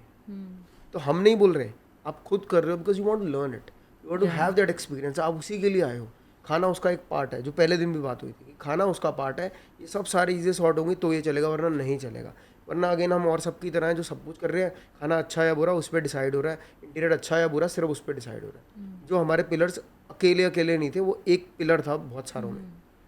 तो इतनी देर में कस्टमर समझ जाता है बहुत सारी चीज़ें। फिर हमने एक टेंट कार्ड भी रखा हुआ है। सो वंस द टेबल पे आपके पास खाना आ गया, सर्वर ने खाना दिया आपको, फिर वो उस टेंट कार्ड की तरफ लेके जाएगा आपको, उसको दिखाएगा, उसको फ्लिप करेगा, दिखाएगा कि यार अगर आपको पानी चाहिए तो आप ये बुला लेना, अगर आपको स्पून चाहिए मुझे ये दिखा देना। तो ऐसे कुछ 5-7 चीज़ें हैं उसमें। तो अगर आपको बीच में फिर से बात करनी है तो वो एक ज़रिया है, जिसमें मेन्यू, टेबल पे फोक, स्पून, कैडी, टिश्यू पेपर, ऐसी कुछ कुछ चीज़ें, या बहुत ही कुछ लेट्स से हमने अच्छा कर दिया, बुरा कर दिया, या कोई चीज़ पे आपको बात करनी ही है, then call the manager is also there, जो आई थिंक लीस्ट यूज चीज़ होगी, बट है वो भी है। तो प्रोसेस ही पूरा ऐसे बना हुआ है कि आपको शायद वो फील ही नहीं होगा कि मैं बहुत अलग जगह पे हूँ। आप ज़्यादा अच्छा फील करोगे कि कोई है नहीं, मैं अपना खाना खा रहा हूँ, मस्ती से बैठा हूँ और फ्लुएंटली काम चल रहा है, मेरा बुलाना ईजी है, प्रॉम्प्ट सर्विस मिल रही है, बहुत ज़्यादा शायद और जगह नहीं मिलती होगी, या कंपैरेटिवली ये ज़्यादा अटेंटिव है, मैं ऐसा बोल सकता हूँ। तो वो प्रोसेस बहुत अपने आप फ्लुएंटली चलता है। आज एक उसके मल्टीपल लोकेशंस हैं इंडिया में। कोई भी न्यू लोकेशन पे जाने से पहले आप क्या चीज़ देखते हो उस लोकेशन में? बहुत सारे मल्टीपल फैक्टर्स हैं। सो आई थिंक सबसे पहले तो आप मॉनेटरी वाइज चेक करते हो कि यार मेरे लिए ये इकोनॉमिकली फिजिबल है या नहीं है, प्रॉफिट आएगा नहीं आएगा, बिजनेस आएगा नहीं आएगा, रेंटल क्या है। सो ज़रूरी नहीं है जो एक रेस्टोरेंट का जहाँ बिज़नेस चल रहा हो वहाँ दूसरे का भी चले। सो आपकी टाइप ऑफ ऑडियंस क्या है, सबसे पहले आपको वो बैक ऑफ दैट बड़ा क्लियर रखना पड़ता है कि ये मेरे टाइप की ऑडियंस है, और मे बी मेरे ब्रांड का ये हो रहा है तो मेरा ब्रांड यहाँ चलेगा या नहीं चलेगा। तो वो एक फाउंडर ही कर सकता है। आई थिंक वो उसके लिए आप कितनी भी स्ट्रॉन्ग BD टीम कर लो, आपको कुछ क्लोजर्स करने पड़ जाएंगे अगर आप खुद नहीं हो इन्वॉल्व। सो पहली चीज़ तो ये होती है कि आप रेंटल और ये सब चीज़ें स्टडी करते हो। फिर आप आसपास के मार्केट स्टडी करते हो कि यार बेसिक चीज़ें ले लो, पार्किंग है नहीं है, आसपास लोग कैसे रहते हैं, एरिया कैसा है, कितने लोगों के लिए एक्सेसिबल है, तो कितना बड़ा मार्केट साइज़ है उस जगह पे, जब आप मल्टीपल लोकेशंस पे होते हो तो आप एक चीज़ और चेक करते हो, यार मेरी दूसरी लोकेशन से कितनी दूर है, अगर आप सेम सिटी में कर रहे हो तो ऐसा तो नहीं होगा कि मेरा ही कस्टमर डिवाइड होकर मेरे पास आ रहा है. सो ये कुछ फैक्टर्स हैं जो आप एक चेक करते हो. देन आई थिंक उसके बाद आपको area, you are if you are sure about the area, तो आप प्रॉपर्टीज़ चेक करते हो, यार कौन सी प्रॉपर्टी जिसके अंदर मैं सबसे अच्छा इंटीरियर कर सकता हूँ. आपने फिर उसके बाद ये सब देखना है कि यार ये अच्छे निकल के आएगी या ये अच्छी निकल के आएगी, या इसमें ज़्यादा if you want to build a place which is very earthy, तो कितनी रॉ जगह मिल रही है मुझे, कोई ऐसा तो नहीं है ऊपर नीचे क्या है, आसपास के सराउंडिंग्स में क्या रेंटल पे है. Then I think so licenses is another very, restaurant के लाइसेंस लेना आई थिंक सबसे मुश्किल काम है. सो आप कोई भी और लाइसेंस ले सकते हो इंडिया में, रेस्टोरेंट का लाइसेंस लेना मतलब आपको डे 1 से रेस्टोरेंट खोलने के बाद तक 6 महीने लग जाते हैं लाइसेंस आने में. So I think most of the locations are ready and we are not able to open it because license नहीं होता. तो उसके बाद डिफरेंट डिपार्टमेंट से आपको लाइसेंस सारे चेक करने पड़ते हैं कि यार मिलेगा नहीं मिलेगा. सो देर आर लाइक 8 डिपार्टमेंट्स और 7 डिपार्टमेंट्स जिसको आपको चेक करना पड़ेगा. फायर NOC आएगा, MCD आएगा, दिल्ली पुलिस आएगा. देन आई थिंक ये मेजर फैक्टर्स हैं. फिर कई लोकेशंस ऐसी होती हैं जो आपको लगता है बिल्ट हो जाएंगी, विच वी प्रेफर कि अभी मार्केट नहीं है, ये बन जाएगी. तो वो आपको अपने ब्रांड पे कॉन्फिडेंस होना चाहिए कि यार मैं मार्केट से, हाई स्ट्रीट से शायद 1 किलोमीटर आगे हूँ या मैं थोड़ा सा अलग हूँ, बट आई हैव दैट, मेरे ब्रांड में पावर है कि वो लोग को ले आएगा यहाँ पे. तो वो आई थिंक ये भी कुछ टाइप की लोकेशंस होती हैं जो हमें बड़ा एक्साइट करती हैं. Then there are few locations जहाँ लोगों ने मेहनत की होती है, मार्केट बिल्ड की होती है, आप वहाँ एंटर कर जाते हो. बट आई थिंक उसके अंदर भी हमारा ये आइडियोलॉजी होती है, अगर हम किसी हाई स्ट्रीट पे एंटर कर रहे हैं जहाँ ऑलरेडी बहुत ज़्यादा फुटफॉल या जहाँ ऑलरेडी ब्रांड्स हैं, not to cut someone's sale off, बल्कि आपके वहाँ आने से और लोग आने चाहिए. सो आपके ब्रांड में अगर ये 2-3 फैक्टर वाली पावर है तो आप कहीं भी सस्टेन कर लोगे. अभी तक आपके लिए सबसे चैलेंजिंग लोकेशन कौन सी रही है? सबसे चैलेंजिंग मेरे हिसाब से लोकेशन एक ऐसा फैक्टर है पूरे बिजनेस में जो शायद लोग ना बहुत जल्दी स्किप कर देते हैं. किसी और को देख के खुश हो जाते हैं और बिजनेस करने चल पड़ते हैं. इसीलिए इस इंडस्ट्री के अंदर क्लोजर सबसे ज़्यादा है. ये बड़ी कॉमन ऐसी इंडस्ट्री है, सबको इसी इंडस्ट्री में आना है और सबसे जल्दी इस इंडस्ट्री से भागते हुए हैं. क्योंकि यही सब जो पॉइंट्स है ना लोग स्किप कर देते हैं.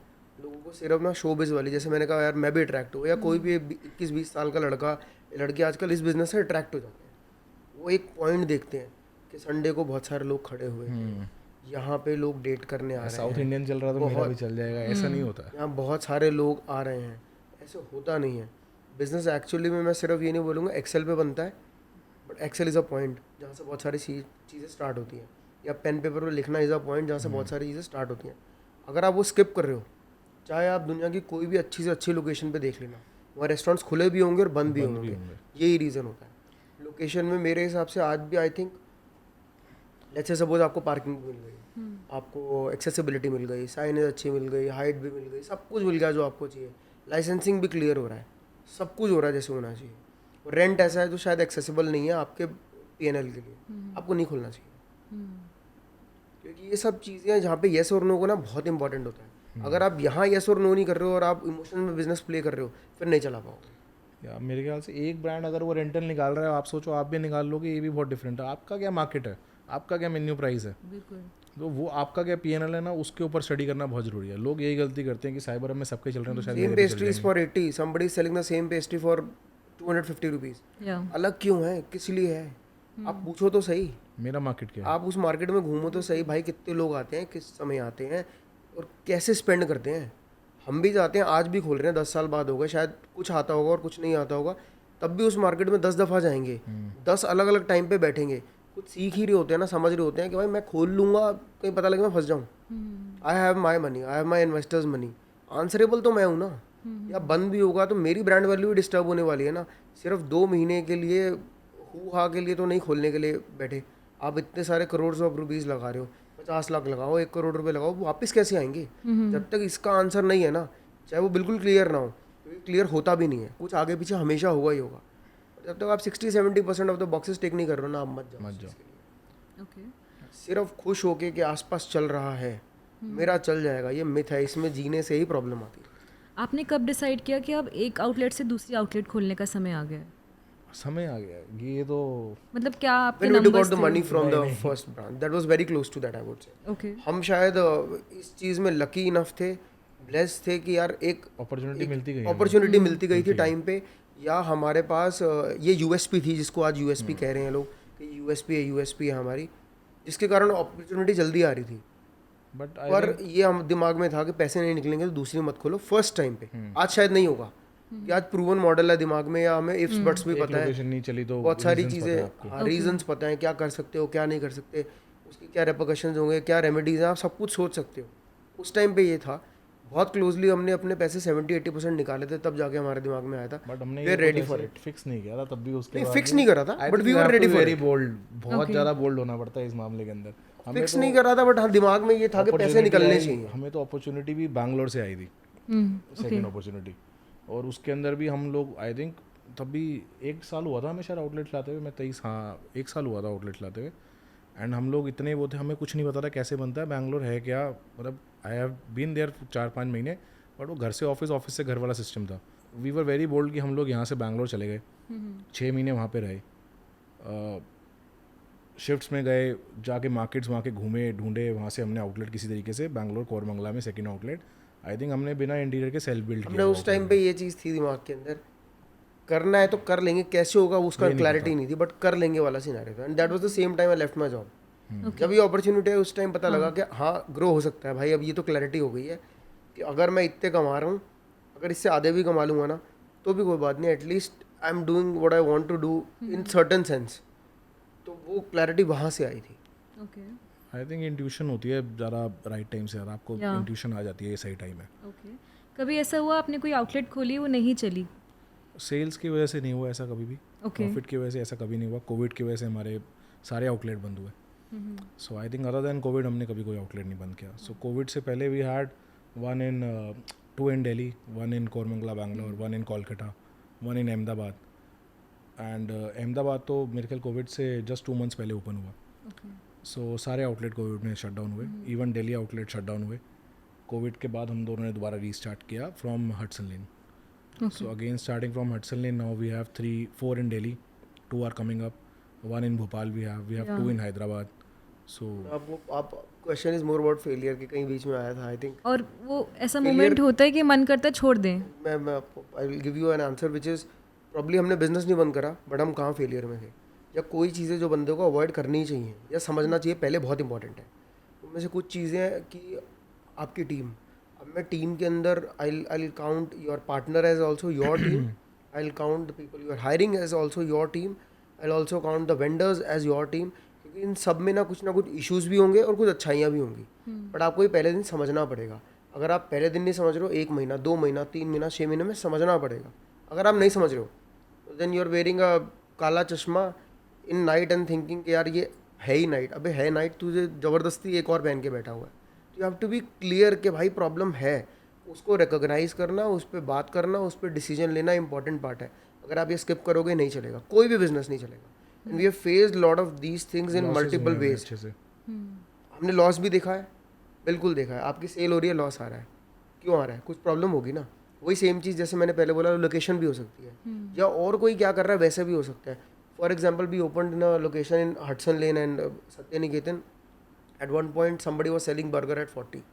We started with the same thing कि 40 पे करेंगे, टिपिकल माइंडसेट, मार्केट तोड़ेंगे, जो एक इंडियन माइंडसेट होता है, जो हम सबका होता है कि पहले मार्केट कैप्चर कर लो, 10 रुपये सस्ता, लोग आएंगे फिर हम बढ़ा देंगे। ऐसा नहीं होता। वो कैसे कर रहा है वो उसी को पता है। यूनिकनेस निकालनी अपनी बहुत जरूरी है, वो सिर्फ उसको पता होता है। अगर आपको लगे आप पूरा कॉपी पेस्ट करके सेम चला दोगे, नहीं चला सकते बॉस। या तो आपको पूरी उससे वो किताब लेनी पड़ेगी, वो इंग्रेडिएंट कौन सा है क्या नहीं है। नहीं तो अगर आप बोलो कॉपी पेस्ट पे चलाऊंगा, नहीं चलेगा। या आपको या तो कुछ नया लाना चाहिए या तो जो हो रहा है उससे बेटर लाना चाहिए, ये 2 चीज़ें, राइट? ओके। आपका फॉर्मूला आपके लिए चलेगा और किसी के लिए नहीं चलेगा। हमने बहुत अच्छी सेल्स करी, मतलब we were doing somewhere close to 30-40 a month. छोटे से आउटलेट से कर रहे थे, लाइक 30-36 सीटर आउटलेट। नहीं हो रहा था पूरा प्रॉफिट, दिन पैक चलता रहा, पैसे नहीं बचते रहे, समझ नहीं आ रहा था क्या हो रहा है। फिर समझ आया कि क्या हो रहा है। इसीलिए वो शीट इंपॉर्टेंट होती है, बहुत इंपॉर्टेंट होती है। तो आप अपने नंबर्स देखते हो या एक्सपेंसेस देखते हो, क्या देखते हो उस टाइम पर? सब कुछ देखते हैं। किस टाइम पे? ये कुछ जब चीज़ें sales कांस्टेंट हो होती रही हैं। हैं। जैसे अब मैं लोकेशन पे चला गया हूँ, ले लिया है, रेंट आप चेंज नहीं कर सकते। या अब आपने कमिट कर दिया, वो तो आप चेंज नहीं कर सकते। बिजली आप किसी हद तक कंट्रोल कर सकते हो, किसी जस्ट हद तक, हाँ, ठीक है। उसको भी एक टाइम के बाद वो वेरिएबल नहीं है, वो कांस्टेंट है, आपको देनी है। स्टाफ सैलरी आप कंट्रोल कर सकते हो। आपको क्या कंट्रोल करना है स्टाफ सैलरी के अंदर, कि वो बंदा ठीक होना चाहिए, उस रिसोर्स की power to give back to the system अच्छी होनी चाहिए। अगर वो नहीं है तो आप गलत कर रहे हो। बहुत सारे लोग शुरू के अंदर ये देखते हैं यार उसका शेफ इतने का, मेरा भी इतने का होना चाहिए। उसको उतना आता है या नहीं आता, वो टेबल पे क्या लेके आ रहा है वो इंपॉर्टेंट पार्ट है। वो कितने ले रहा है वो इंपॉर्टेंट नहीं है। वो शायद उससे 5,000 10,000 ऊपर भी ले सकता है, आप दे दो। वो टेबल पे क्या लेके आ रहा है वो इंपॉर्टेंट होता है। हम लोग शुरू में ये सब चीज़ें नहीं सोचते हैं। हम सोचते हैं एप्पल टू एप्पल कंपैरिजन, उसका 20,000 का मेरा 20,000 वाला आएगा, वो सेम चीज़ कर देगा। वैसे नहीं होगा। आपको डिसाइड करना पड़ेगा आपका 20,000 वाला टेबल पे आपके लिए क्या लेके आ रहा है, वो आपके लिए रेलिवेंट है भी या नहीं है। लेट्स से I have taken a chef, मैंने ऐसा हमने करा है, ऐसा एक शेफ ले लिया, अब वो आके वो इंग्रेडिएंट मांग रहा है जो मैं दे ही नहीं सकता, मेरे प्राइस पॉइंट पे ही नहीं है। बिल्कुल। तो मैं उसको लाके क्या करूँगा, वो टेबल पे कुछ भी नहीं ला रहा। At the end of the day वो रिसोर्स वेस्ट हो गया मेरे लिए। वो मेरी बैलेंस शीट पे अब वो लाइबिलिटी बन के बैठा हुआ मेरे सिर पे, मैं कुछ भी नहीं कर सकता। तो ये सब चीज़ें इंपॉर्टेंट होती है, आपको फिगर आउट करना होता है, टाइम लगता है। पहले दिन कोई किताब नहीं है जो ये समझाएगी। मेन्यू मिक्स सबसे ज़्यादा इंपॉर्टेंट है, जो हमने पिछले अपने फेलियर्स को देख के समझा कि मेन्यू में सब कुछ होना ज़रूरी नहीं है, बिल्कुल, और बहुत कुछ होना भी ज़रूरी नहीं है। सो जब कोविड के बाद हम लोगों ने रीवर्क किया, या जब सेल्स हो रहे थे और प्रॉफिट नहीं हो रहा था, फूड कॉस्ट बहुत हाई थी, that was one of the reason कि बहुत हाई फूड कॉस्ट है, और हम क्वांटिटीज़ भी ठीक दे रहे हैं फिर भी फूड कॉस्ट है, तो हमें समझ नहीं आ रहा था वेस्टेज हो रहा है, कैसे कंट्रोल करें। सो मेन्यू मिक्स सबसे इंपॉर्टेंट है कि आपका मेन्यू इंजीनियरिंग कैसे है, आप क्या बेचते हो, क्या प्राइस पे बेचते हो, और कितने इंग्रेडिएंट्स लेते हो एक चीज़ के लिए। सो उस टाइम पे हमें क्लैरिटी आया यार ओके हमें मेन्यू रखना है, menu has to be for everyone, because हम एक ब्रांड है जो सारी जनरेशन को केटर करना चाहते हैं, हर टाइप की ऑडियंस को केटर करना चाहते हैं। बट इट डजेंट मीन्स कि अगर आपको इंडियन रखना है तो आपको इंडियन के अंदर पनीर लबाबदार, या you have to go very deep into it.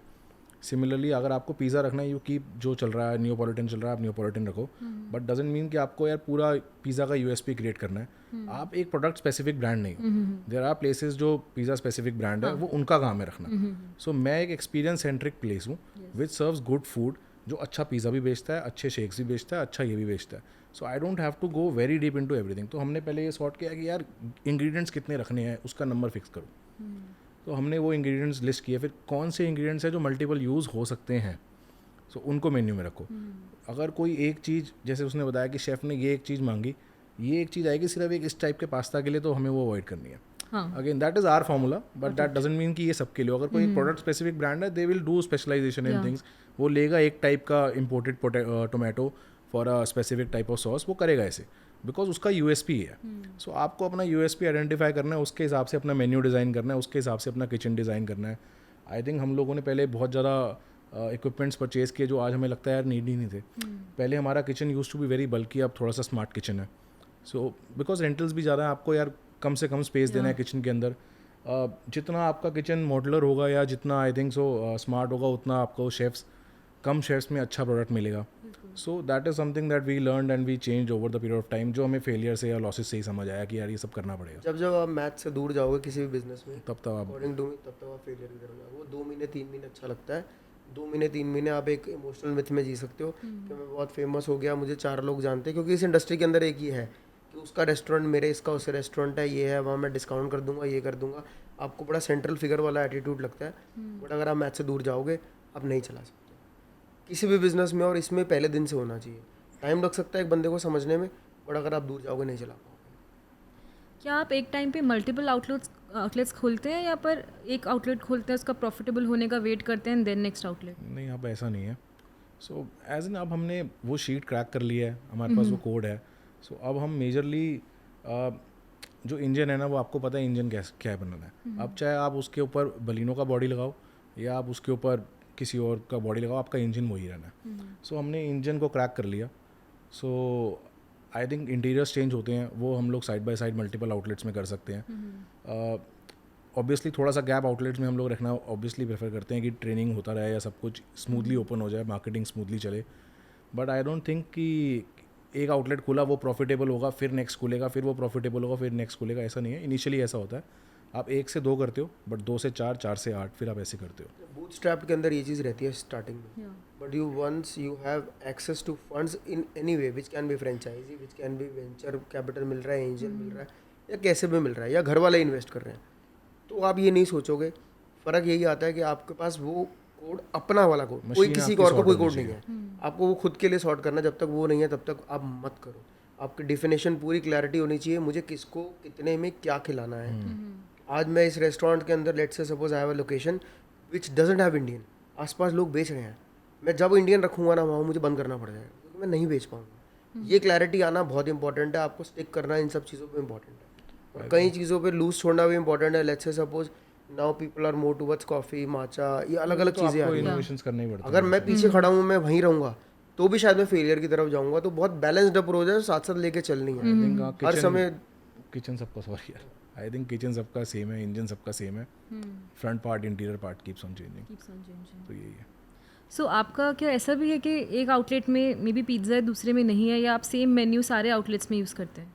नहीं, मेन्यू सी अगेन, अगर आप मेन्यू सेम नहीं है सब आउटलेट में, 90% it is the same, but location, size सब मैटर करता है, आप कितना क्या क्या बेच सकते हो। सो हो सकता है कोई आउटलेट है जहाँ पे we are selling maybe 8 varieties of pizza, तो किसी में 6 हो सकते हैं या किसी में 5 हो सकते हैं। We are not using 3 types of ingredient over there. या maybe outlet has a specific type of head, जैसे हैदराबाद, दैट्स अ प्लेस जहाँ पे थोड़ा सा ब्रेकफास्ट ज़्यादा चलता है। ओके, सो वी हैव थोड़ा सा breakfast option, we open up early, but जो यहाँ पे नहीं है।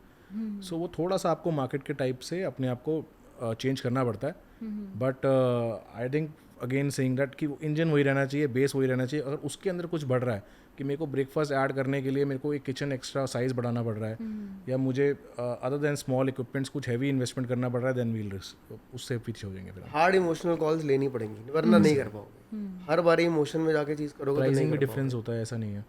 सो अगेन हम लोग मैकडोनल्ड्स नहीं है जो सब जगह, बिल्कुल इतना बल्क में आप प्रोक्योर कर रहे हो और वो वी आर अ कैफ़े जो फ्रेश सर्व करता है, जो फ्रेश इंग्रेडिएंट्स बाय करता है। वी डोंट फ्रोज़न नहीं है जो हमारी कॉस्टिंग या एकदम सेंट्रली मैनेज चले। सो आपको ये रियलिटी चेक होना चाहिए। अगर मैं आज हैदराबाद में कुछ परचेज़ कर रहा हूँ और वो इंग्रेडिएंट दिल्ली से महंगा है, सो वहाँ का मेन्यू प्राइस थोड़ा सा ऊपर होगा। But if it is way too much कि वो दिल्ली, और वहाँ पे ऐसे है कि अगर दिल्ली में कोई चीज़ 1 की मिल रही है, वहाँ 10 की मिल रही है, और मैं दिल्ली में 10 की बेच रहा हूँ, मुझे वहाँ 100 की बेचनी पड़ेगी, तो मैं वो आइटम हटा दूँगा। समझ सो आपको रिलेटिवली थोड़ा सा प्राइस चेंज करना पड़ता है, बट ऐसे ड्रास्टिकली आप कोई चेंज नहीं ला सकते ज़्यादा। क्या आपके सारे आउटलेट्स इंडिपेंडेंटली वर्क करते हैं या सबका बैकएंड एक ही जगह मैनेज होता है? इंडिपेंडेंटली करेंगे तो चलेंगे ही नहीं। ओके, आई डोंट थिंक, हम लोग अगर फ्रेंचाइजी भी देते हैं तो वो भी कंपनी ऑपरेटेड मॉडल पे ही देते हैं। सो सारे आउटलेट्स मार्केटिंग सेंट्रली चलता है, अकाउंट सेंट्रली चलता है, स्टोर सेंट्रली चलता है। फ्यू थिंग्स जो इंडिपेंडेंटली चलते हैं वो बस, I don't think there is anything which is आप वहाँ पर control over numbers part is central, okay, कि डे टू डे क्या ठीक हो रहा है और क्या गलत हो रहा है वो मैपिंग मेरे पास रेगुलरली होनी चाहिए। अगर वही मेरे पास 1 महीने बाद आ रही है तो मैं उसके 1 महीने बाद सोचना स्टार्ट कर रहा हूँ, फिर और 1 महीने बाद डिसीजन ले रहा हूँ, तब तक बहुत सारी चीज़ें हो चुकी हैं जो शायद मैं कंट्रोल नहीं कर पाऊँगा, और बहुत आदत ऐसी लग चुकी है स्टाफ को जो शायद नहीं होनी चाहिए थी। तो नंबर वाली चीज़ें जिसमें अकाउंटिंग, मार्केटिंग या mapping of products we are using, quantity of what we are using, बहुत चीज़ें सेंट्रल हैं। लेकिन खाना बनाना, बेस किचन, वो सब हमने सेंट्रल नहीं रखा हुआ, because every location has different dishes, 10-15%, and staff is also different, pricing is also different. तो उस तरीके से नहीं चला रहे कि सब कुछ एक जगह से बनेगा, सब कुछ एक जगह से जाएगा, नहीं है वो पॉसिबल भी नहीं है हमारे बिजनेस के लिए। आपको दोबारा समझना पड़ेगा आपका क्या बिजनेस है। सो हम लोग लाइक सॉसेस भेजना एट मल्टीपल लोकेशंस, फिर वहाँ पे समोसा या एक प्रोडक्ट स्पेसिफिक ब्रांड नहीं है जो मैं कर सकूँ। मेरे पास वो 10 चीज़ें नहीं है जो मेरे को सिर्फ बना के क्वांटिटी में बेचना है। सो वो लोग बेस किचन डाल सकते हैं। हाँ, सो हमारा इट्स अ हैवी मीज़ा प्लेस, तो वहाँ पे मीज़ा अच्छे से होता है। सो हम लोग उसको मैनेज करने के लिए वी टेक डिफरेंट स्टेप्स। हमारा रेसिपी सॉर्टेड है, सो देर आर एरिया शेफ्स जो who manages this, corporate chefs हैं जो विजिट करते हैं, देर आर ट्रेनर्स जो जाके सर्विस को स्टाफ को ट्रेन करते रहते हैं, रेगुलरली ऑडिट्स होते रहते हैं। सो there is a different way जिसके थ्रू हम सेंट्रली मैनेज करते हैं, बट बेस किचन वाले प्रोसेस से नहीं चलते हम लोग। Okay, alright. और आपके वेंडर्स भी हर स्टेट के कैफ़े के लिए उसी स्टेट के लोग होते हैं या आपका एक वेंडर आप choose हमारे करते ब्रांड्स फिक्स होते हैं। हैं? ओके, ब्रांड्स फिक्स्ड है, So, नॉट ये ब्रांड का हमने मे बी पिलाटे यूज़ करना है, या इस ब्रांड का पास्ता यूज़ करना है। Got it. कॉस्टिंग वाइज चीज़ें सॉर्टेड चलती है, फिर वो City-wise वेंडर vendor ढूंढना different पड़ेगा आपको। ओके, जब हम कंस्ट्रक्शन की बात करें, एक कैफ़े में कंस्ट्रक्शन में सबसे ज़्यादा टाइम किस चीज़ पे लगता है? इंटीरियर्स में इंटीरियर्स। आई थिंक वो भी अराउंड लाइक अगर आप 1500 स्क्वायर फीट का एरिया बना रहे हो तो ईजिली आपको 3-3.5 महीने इंटीरियर्स करने में लग जाएंगे, सारा सेटअप करने में। सो इसको भी हम लोग स्टेजेस में डिवाइड कर देते हैं। सो आई थिंक हम 1-1.5 महीने में सबसे पहले किचन रेडी करते हैं. सो उसके बाद हम लोग हायरिंग स्टार्ट कर देते हैं. We start doing trials side by side. I think सबसे पहले जो डस्टी वर्क है सारा वो होता है, flooring and all those things. Maximum चीज़ें जो आउटसोर्स हो सकती हैं we give that for outsourcing कि वो यहाँ पे असेंबल्ड हो जाएँ. But I think it takes like 3 to 4 months very easily. Okay. आप लोग आज के टाइम पे मल्टीपल आउटलेट्स रन कर रहे हैं. मैं जानना चाहती हूँ ऐसे कौन से 3 टॉप टूल्स या सॉफ्टवेयर्स है जो आपको लगता है हर कैफ़े ओनर के पास होना चाहिए? Access to sales of course होता है सबके पास. Access to what we are ordering every day वो होना चाहिए. अगर आपके पास सिर्फ सेल का एक्सेस है और क्या आ रहा है उसका एक्सेस नहीं है तो then you are doing wrong stuff. ये आपको पता ही नहीं है रोज़ हो क्या रहा है. दूसरा एक्सेस आपके ERP का होना चाहिए. स्टाफ कैसे मैनेज हो रहा है, किस टाइम आ रहा है, किस टाइम नहीं आ रहा, या क्या शिफ्ट्स में आ रहा है. That is very important. Third important part I would say is marketing के रिलेटेड आपके पास आइडिया रोज़ का होना चाहिए. कितना रिपीट कस्टमर है या नहीं है, या कस्टमर क्या ऑर्डर कर रहा है, क्या ऑर्डर नहीं कर रहा. आप कस्टमर की साइकोलॉजी अगर नहीं समझ पाओगे तो आप नहीं चला पाओगे. ये तीनों चीज़ें इंपॉर्टेंट है. कस्टमर एक्सेस और आप क्या सामान कितने में बेच रहे हो उसका एक्सेस. ये तीनों चीज़ें बहुत इंपॉर्टेंट है रोज़ के लिए. सो कोई सॉफ्टवेयर्स अवेलेबल है जो F&B में लोग मोस्टली यूज़ करते हैं पर कोई नया कैफ़े ओनर है तो उसे नहीं पता? I think there are multiple billing softwares. We use Petpooja. Okay. So ऐसे मल्टीपल सॉफ्टवेयर्स हैं जो आपको डेटा दे देते हैं क्या बिका, कितना बिका इस महीने में, कितना सेल्स हुआ कल का, कितना बिल्स वॉइड हुआ, कितने बिल्स कॉम्प्लीमेंट्री हुए. सो ये सारा डेटा मिल जाता है वेरी इजीली सॉफ्टवेयर से. मार्केटिंग के लिए इंस्टा आपको बहुत सारा डेटा दे देता है कि कितने आपके व्यूज़ चल रहे हैं, कैसे चल रहे हैं. देन जोमेटो, स्विगी ये भी बैक एंड डेटा दे देते हैं आपको, कितने क्लिक्स थे आपके या कितने लोग रिपीट आए आपके पास. सो ये सारा डेटा है आपको डिफरेंट प्लेटफॉर्म से एक्सेस करके निकालना पड़ता है. And then you have to use according to yourself कि मुझे क्या स्ट्रैटेजी बनानी है आगे इसके अकॉर्डिंग. आज के टाइम पे जोमेटो पे आपका बिजनेस कितना रिलाइड है, कितना % बिजनेस जोमेटो पे रिलाइड है? अगर कोई ये बोले कि मेरा बिजनेस जोमेटो के थ्रू ही होता है तो उसको बंद कर देना चाहिए. So it's a 2-way game. Customer है आज जोमेटो पे, आप उसको डिनाई नहीं कर सकते. बट कस्टमर जोमेटो पे आपके ब्रांड के लिए जा रहा है, आपको ये हमेशा एडवांटेज रखना है. फॉर एग्जांपल अगर आज मैं एक लोकेशन पे हूँ से पंजाबी बाग में and there are 50 brands over there, तो कस्टमर के जोमेटो पे जाने के बाद मैं फर्स्ट 2-3 प्रेफरेंस में होना चाहिए. अगर कस्टमर मेरे पास इसके लिए आ रहा है कि मैंने जोमेटो पे सबसे हैवी डिस्काउंट दिया हुआ है, सो जोमेटो मुझे मिसयूज़ कर रहा है. मैं जोमेटो पे हूँ बिकॉज वहाँ पे कस्टमर है, वो मुझे देखता है, वो मेरे को प्रेफर कर लेता है because I am giving some portion through Zomato और maybe some discounting through Zomato. That is a different thing. तो आपको अपनी ब्रांड वैल्यू होनी चाहिए. आई थिंक उसके बाद काफ़ी सारा कस्टमर आता है जोमेटो से, but it is not like कि वो जोमेटो पे आया इसके लिए वो मेरे ब्रांड में आया. उसको मेरे ब्रांड पे आना था, इसके लिए उसने जोमेटो को यूज़ किया. So is it 50-50? More than 20-30%. 20 to 30% very करता है आपका प्लेटफॉर्म्स के ऊपर. अगेन प्लेटफॉर्म्स कैसे यूज़ कर रहे हो उस पर डिपेंडेंट है. You should use platform as a place where customer की एक्सेसिबिलिटी, ब्रांड की पोजीशनिंग ऐसी होनी चाहिए कि आपके पास और ज़्यादा कस्टमर एक्सेसिबिलिटी हो. कस्टमर को दिखना ज़्यादा चाहिए, ना कि कस्टमर उस पर सिर्फ डिस्काउंट के ड्रिवन मॉडल से आए. कस्टमर एक्सेसिबिलिटी के लिए दीज आर गुड थिंग्स और यूज़ करनी चाहिए इंसान. ओके. अगर आप 2025 में एकोस दोबारा शुरू करते लाइक बिल्कुल स्क्रैच से, but you still have all the knowledge अभी 10 साल में जो भी आपने सीखा, तो आप कुछ अलग करते या एग्जैक्टली सेम चीज़ें करते? बहुत सारी चीज़ें अलग करते जो शायद नहीं पता थी, जो आज पता लग गई हैं. पहले दिन बहुत सारी चीज़ें आप डिराइव करते हो कि वो क्या कर रहा है, ये क्या कर रहा है, वहाँ क्या हो रहा है, ऐसे क्या हो रहा है, वैसे क्या हो रहा है, और आप कोशिश करते हो सबका सब कुछ डाल दूँ मैं, कि मैं वो एक जगह बन जाऊँ कि जो सब कुछ कर रही है. Let's say suppose I am going to X for dosa and Y for pizza, तो मैं X से पिज़्ज़ा, Y से डोसा, इसका एक शेफ़, उसका एक शेफ़, अब सब मेरे पास आ जाएंगे क्योंकि मैं सब कुछ सेम दे रहा हूँ. बट ऐसे होता नहीं है. तो वो सब चीज़ें मैं चेंज करता कि वो नहीं होता है, तो मैं क्या कर सकता हूँ, मेरे को किस लिए लोग जानेंगे, वो ज़्यादा इंपॉर्टेंट रोल प्ले होता, ना कि मैं सब कुछ सब जगह से लेके आ जाऊँ और वो करना स्टार्ट हो जाऊँ. उससे नहीं होगा हिट प्रोडक्ट. आप लोगों के क्या फ्यूचर प्लान्स है एकोस को लेकर? 2-3 projects in line right now, and hopefully by the end of year it will be in double digits.